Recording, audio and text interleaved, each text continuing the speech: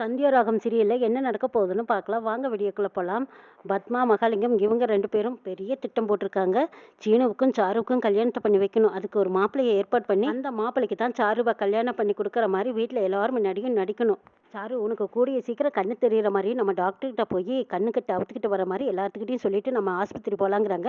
இதை கேட்ட சாருவும் ஆமாங்க அத்தை, எவ்வளவு நாளைக்கு தான் கண்ணு தெரியாத மாதிரியே நடிச்சிட்டு இருக்கிறது, ரொம்ப கஷ்டமா இருக்கு. நம்ம ஹாஸ்பிட்டல் போயிட்டு வந்து இப்போ நல்லா கண்ணு தெரியுதுன்னு நான் எல்லாத்துக்கிட்டையும் சொல்லி நம்ப வைக்கிறேங்கிறாங்க.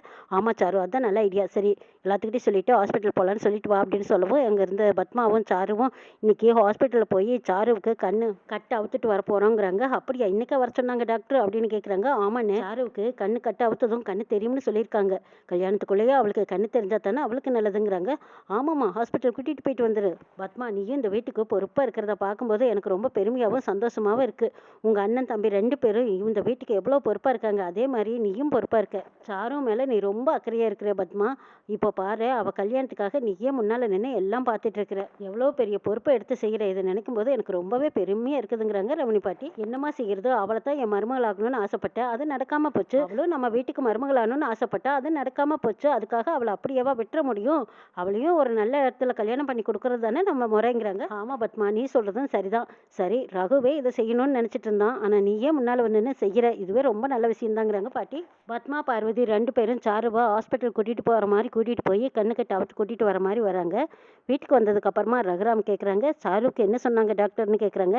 அண்ணே, எல்லா செக்கப்பும் முடிஞ்சது, கண்ணு கூடிய சீக்கிரம் தெரியறதுக்கு வாய்ப்பு இருக்குன்னு சொல்லிட்டாங்கன்னுங்கிறாங்க. எப்படியோமா சாருவுக்கு கண்ணு நல்லபடியா தெரியணும், அவ கல்யாணமும் நல்லபடியா முடியணும், அதுலதான் எனக்கு ரொம்ப ரொம்ப சந்தோஷங்கிறாங்க ரகுராம். கண்ணு கட்டு அவுத்ததும் கண்ணு தெரியுதா சாருன்னு கேட்குறாங்க பார்வதியும் பத்மாவும். எனக்கு ரொம்ப நல்லாவே கண்ணு தெரியுது, டாக்டர் சொன்ன மாதிரி இப்போ 2 மணி நேரம் கழிச்சதும் கண்ணு நல்லா பளிச்சுன்னு இருக்குங்கிறாங்க சாரு. அப்பாடா, நம்மளை கும்பிட்டு சாமி நம்மளை கைவிடலை. சாரு, உனக்கு நல்லா தெரியுதல்ல, பொய் சொல்லிடாதீங்கிறாங்க. இல்லை அத்தை, எனக்கு நல்லாவே கண்ணு தெரியுதுங்கிறாங்க. இந்த பக்கமாக மாயா பார்த்துட்டு இருக்காங்க. ஓஹோ, என்னம்மா நடிப்பு நடிச்சிட்டு இருக்கீங்க. சீனவை சாருவுக்கு கல்யாணம் பண்ணி வைக்கணும், என்னை இந்த வீட்டை விட்டு வெளியே முடுக்கணுங்கிறக்காக நீங்கள் என்னெல்லாம் திட்டம் போட்டுட்டு இருக்கிறீங்கன்னு எனக்கு தெரியும். பெரியப்பா வேணா உங்கள் பேச்சை நம்பிட்டு இருக்கலாம், ஆனால் நான் நம்ப தயாரில்லையே. இன்னும் என்னெல்லாம் தான் பண்ணுறீங்கன்னு நானும் பார்க்குறேன்னு பார்த்துட்டு இருக்காங்க மாயா. சாரு, உனக்கு இப்படி ஒரு நிலைமை வர நானும் ஒரு காரணமாயிட்டேன். இது என் மனசுக்குள்ளே ஒரு குற்ற உணர்வாகவே இருந்துட்டு இருந்தது. நல்ல வேலை, ஏதோ பத்மாவும் பார்வதியும் உன்னை கூட்டிகிட்டு போய் நல்லபடியாக ட்ரீட்மெண்ட் கொடுத்து உனக்கு இப்போ கண்ணு திரும்பவும் கிடச்சிருச்சுன்னு சொல்கிறீங்களா, அதை கேட்கும்போது எனக்கு ரொம்ப சந்தோஷமாக இருக்குது. கல்யாணமும் நல்லபடியாக நடந்து முடிஞ்சதுன்னா எனக்கு ரொம்ப திருப்தியாக இருக்கும்மா. உனக்கு என்ன வேணாலும் கேளு, உன் கல்யாண பரிசா நான் என்ன வேணாலும் கொடுக்க தயாரா இருக்கேங்கிறாங்க ரகுராம். பாத்தியா சாரு, அண்ணனுக்கு உன் மேல எவ்வளவு பாசம்னு. ஆமா அத்தை, பெரியப்பா எனக்கு நகையெல்லாம் வேண்டாம் பெரியப்பா, உங்களோட அன்பும் பாசமும் எனக்கு என்னைக்கு எப்பவும் எனக்கு இருந்தா போதும்னு சொல்லி அப்படியே சென்டிமெண்டா பேசுறாங்க சாரு. அப்பதான் சாருவோட அப்பாவும் அம்மாவும் வராங்க.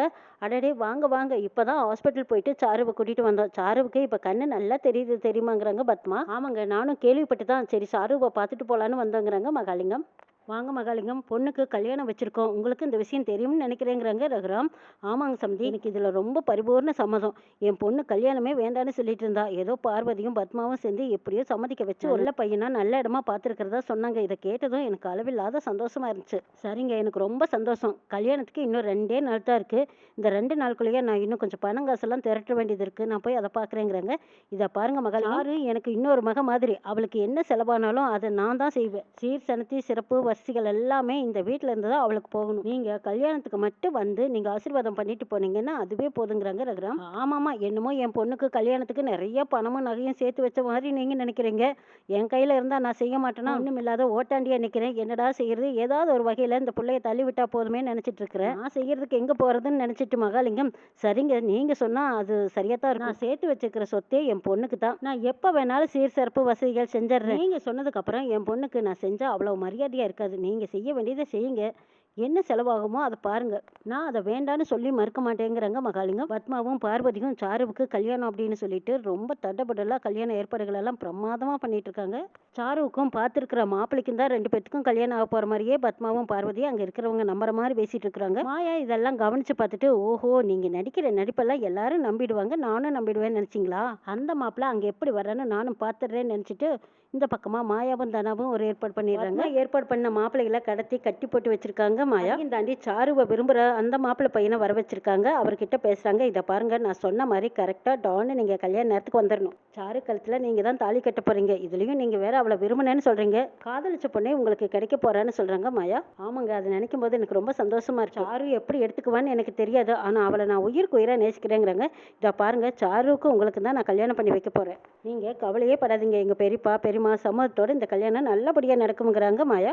மாயா தனாவை பார்க்க வராங்க. தனா மாயாவை பார்த்துட்டு, எனக்கு கொஞ்சம் பதட்டமாக இருக்கு மாயா. சாருவை சீனாவுக்கு கல்யாணம் பண்ணி வைக்கிறதுக்காக என்னெல்லாம் பிளான் பண்ணியிருக்காங்க.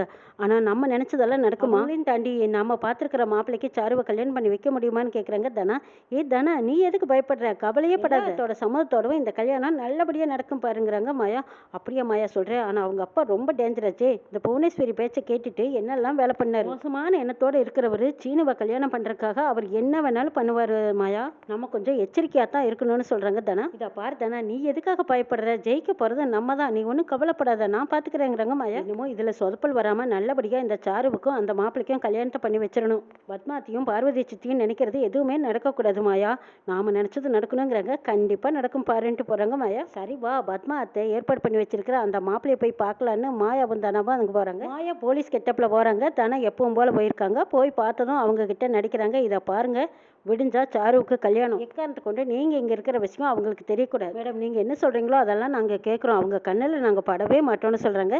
சரி வெயிட் பண்ணுங்கன்னு சொல்லிட்டு போகிறாங்க மாயா. தரகரை போய் பார்க்குறாங்க மாயா. நீங்கள் தான் அந்த சாருவுக்கு மாப்பிள்ளை பார்த்து வரான்னு கேட்குறாங்க. ஐயோ, இவங்க இதுக்கு நம்மளை பார்க்க வந்திருக்காங்க ஆன்னு சொல்லி பயந்துக்கிட்டு ஆமாங்கிறாங்க. போலி மாப்பிள்ளையை செட் பண்ணி கல்யாணம் பண்ணுறதுக்காக ரெடி பண்ணிட்டு இருக்கிறீங்களா? ஒரு பொண்ணை ஏமாற்ற போகிறீங்களான்னு மாயா தெரிஞ்ச மாதிரி கேட்கவும் அவர் பயந்துக்கிறாரு. ஐயோ மேடம், அப்படியெல்லாம் இல்லைங்க. எனக்கும் மாப்பிள்ளைக்கும் பிடிச்சிருந்தா மட்டும்தான் நான் பொண்ணை வெட்டியும் மாப்பிள்ளை வெட்டியும் சேர்த்து வைப்பேங்கிறாங்க. அப்படியே சொல்கிறீங்க அப்படின்னு சொல்லிட்டு அவங்க பேசுனதையெல்லாம் எடுத்து சொல்லி காட்டுறாங்க மாயா.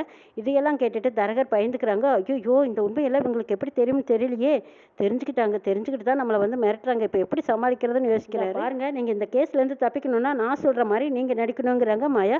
சரிங்க மேடம், நீங்கள் என்ன சொன்னாலும் நான் கேட்குறேங்கிறாரு தரகர். அப்படி நான் சொல்லி நீ ஏதாவது கேப் மாதிரி தானே பண்ணனேன்னு வச்சுக்கோ, இருக்கிற கேஸெல்லாம் உன் பேரில் தூக்கி போட்டுரும். காலத்துக்கும் வெளியே வர முடியாது தெரியுமா? யார் வீட்டில் நீ போய் சொல்லியிருக்க?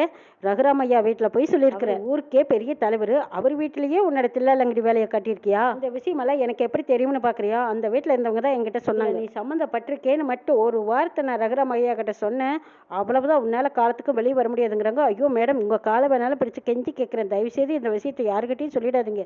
நீங்கள் இப்போ என்ன சொன்னாலும் நான் கேட்குறேன்னு சொல்கிறாரு தரகர். அப்படியா, சரி வா வலிக்கு. என்ன செய்கிற? நாளைக்கு அந்த வீட்டு பொண்ணுக்கு கல்யாணம் இல்லையா? அப்போங்க பார்த்து நீ வெளியூர் போயிட்டு தான் ஃபோன் பண்ணி பத்மாவுக்கு சொல்லிடு. அவ்வளவுதானே மேடம், இப்போவே சொல்லிடுறேன்னு சொல்லி மகாலிங்கத்துக்கும் பத்மாவுக்கும் ஃபோன் பண்ணி, இதை பாருங்க மேடம், என்னால் நாளைக்கே கல்யாணத்தில் கலந்துக்க முடியாது. கல்யாணத்தை நீங்கள் நல்லபடியாக நடத்தி முடிச்சிருங்க. என்ன தரகரே, திடீர்னு இப்படி சொல்கிறீங்க? கல்யாணம் முடிகிற வரைக்கும் நீங்கள் கூட இருக்கணுமாலங்கிறாங்க பத்மா.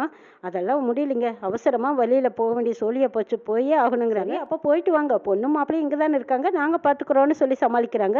அப்படியா, சரி ரொம்ப சந்தோஷம்னு தரகர் நினச்சிட்டு பாட விட்டாங்கட சாமி, இங்கிருந்து கிளம்பிட வேண்டியதான் நினச்சிக்கிட்டு போகிறாரு. பாரு, பேசினபடி இருக்கணும். அந்த பக்கமாக போய் மறுபடியும் மகாலிங்கத்துக்கிட்டயோ இல்லை பத்மா கிட்டயோ இதை பற்றி ஏதாவது மூச்சு விட்ட அவ்வளவுதான், உன்னை ஜெயிலில் தான், வேற வழி இல்லைங்கிறாங்க மாயா. ஐயோ மேடம், நீங்கள் தப்பாக நினச்சிக்காதீங்க, கல்யாண விஷயத்தில் எக்காந்து கொண்டு நான் தலையிட மாட்டேன்னு சொல்லிட்டு தரகர் அங்கேருந்து ஓட்டம் அடிக்கிறாரு. சாரு விடிஞ்சா கல்யாணம், இந்தாம்மா அப்பா கொடுத்த நகையெல்லாம் நீ எடுத்து போட்டுக்கோங்கிறாங்க. சாரு புது பொண்ணு வாக்குல நகையெல்லாம் போட்டுக்கிட்டு மண்டபத்துக்கு கிளம்புறாங்க. அந்த போலி மாப்பிள்ளை கிட்ட பேசுறாங்க. இதை பாரு, நான் சொல்ற மாதிரி நீ செய். ரூம்ல லெட்டர் எழுதி வச்சுட்டு தாலி கட்டுறதுக்கு கொஞ்ச நேரத்துக்கு முன்னாடி நீ இந்த கல்யாண மண்டபத்தை விட்டு எங்கேயாவது கண்காணாத எடுத்து கோடிடு. இந்த அவனுக்கு தேவையான பணம் இப்போதைக்கு கொடுக்குறேன், மறுபடியும் மீதி பணமெல்லாம் மறுபடியும் ஒரு நாள் வந்து வாங்கிக்கோன்னு சொல்லிட்டு பாதி பணத்தை எடுத்து கொடுக்குறாங்க.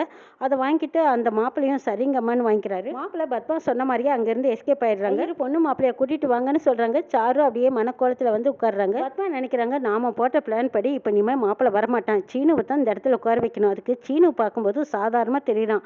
அவள் பட்டு சட்டியில் வந்து உட்கார்ந்தானே மாப்பிள்ளை மாதிரி ஜம்முன்னு இருப்பான். மாப்பிள்ளை கோலத்தில் வந்து சாரு கழுத்தில் தாலி கட்டுறதை கண்குளிர பார்க்கணும்னு ஆசைப்படுறாங்க ஜானகி. முகூர்த்தத்துக்கு நேரம் ஆயிட்டே இருக்குது, இனிமேல் ட்ராமாவை ஆரம்பிக்க வேண்டியதான்னு நினச்சிக்கிட்டு பத்மா மாப்பிள்ளை ரூமுக்கு போய் மாப்பிள்ளையை காணோன்னு பதறாங்க. என்னம்மா பத்மா சொல்றேன்னு கேட்கவோ, ஆமாண்ணே இங்கே பாருங்க லெட்டர் எழுதி வச்சுட்டு மாப்பிள்ளை எங்கேயோ போயிட்டாருங்கிறாங்க. இந்த விஷயத்தை கேட்டதும் மகாலிங்கம் சாரு இவங்க எல்லாம் அழுகிற மாதிரி அழுதுட்டு இருக்காங்க. அப்பதான் மாயா ஜம்மு சாருவை காதலிக்கிற மாப்பிள்ளையை கூட்டிட்டு வந்து உட்கார வைக்கிறாங்க. தாலி கட்ட சொல்லி தாலியும் எடுத்து கொடுக்குறாங்க. அந்த காதலனும் சாரு கழுத்துல தாலி கட்டுறாங்க. என்னெல்லாம் நடக்க போகுதுங்கிறதையும் நாளைக்கு சொல்ல பார்க்கலாம்.